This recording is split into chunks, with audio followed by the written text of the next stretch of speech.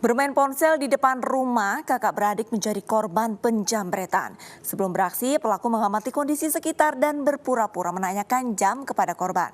Sementara itu, suami penganiaya istri akibat sabun mandi habis di Bengkulu akhirnya ditangkap. Pelaku mengaku hilaf saat melakukan perbuatannya. Pemirsa, usai sudah kebersamaan kita di program Polis Lain hari ini, semoga dengan informasi yang kami sampaikan bisa membuat Anda lebih waspada akan aksi kejahatan yang bisa terjadi kapan saja dan di mana saja. Saya Arlis Tahari, pamit undur diri. Terima kasih. Salam Polis Lain.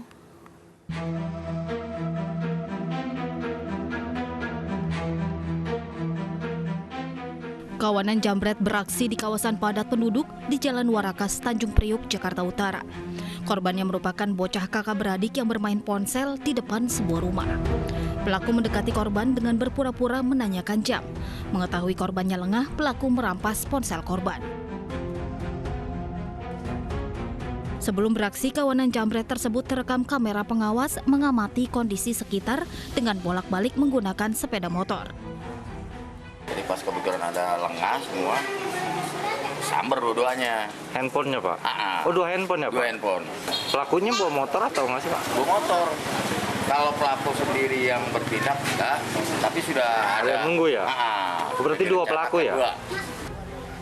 Dari keterangan warga sekitar, pada tahun ini terjadi 2 kali aksi kejahatan dengan modus serupa di wilayah ini.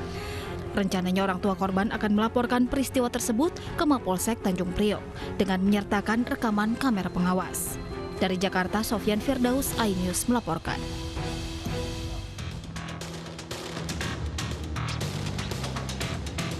Polisi terus mendalami kasus penganiayaan dilakukan seorang suami terhadap istrinya yang dipicu sabun habis di Pahiyang, Bengkulu. Tersangka Bima Aryansyah mengaku hilaf dan tidak bisa mengontrol emosi saat kejadian.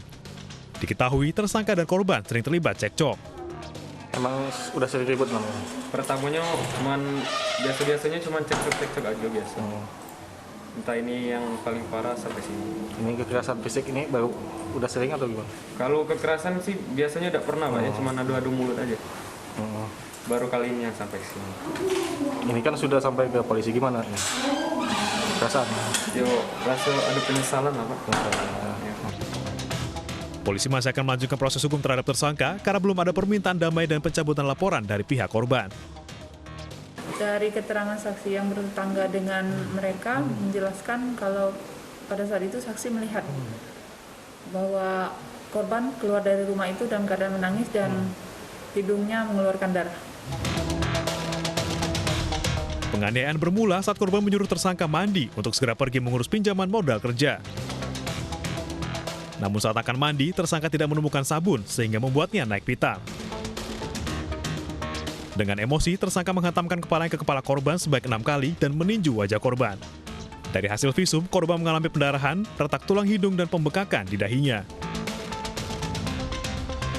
Setelah memeriksa tersangka, polisi telah memeriksa sejumlah saksi lain dalam peristiwa ini. Tersangka dijerat dengan pasal 44 Undang-Undang Penghapusan Kekerasan dalam Rumah Tangga dengan ancaman kurungan penjara maksimal 5 tahun dan denda sebesar 15 juta rupiah. Dari Pahiyang, Bengkulu, Endro, iNews melaporkan.